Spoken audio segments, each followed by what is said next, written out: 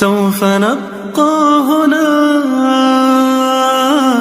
كي يزول الألم سوف نحيا هنا.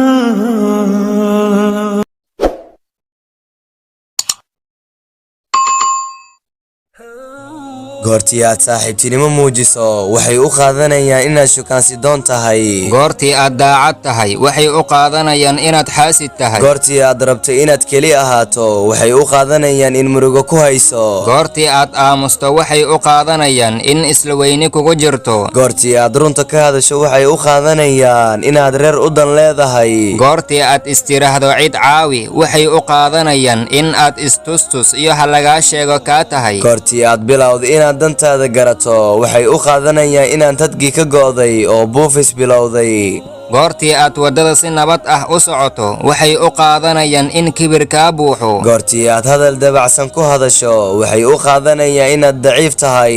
goortii aad kun wanaag u samayso way iska indhatirayaan. laakiin goortii aad hal khalad samayso waxay wadayaan sanado. si kastoo ay tahay, si kastoo ay kuu xumeeyaan, wax kastoo ay u qaataan, adiga ha joojin ee joogtay wanaag samaynta iyo inaad u dhoola caddayso, salaanto, xushmaysana, u naxariisato, soo dhowayso, hafisana, caawiso. kuwa runta isagama qaadanayaan ee waxay garan qiimahaaga qofnimo.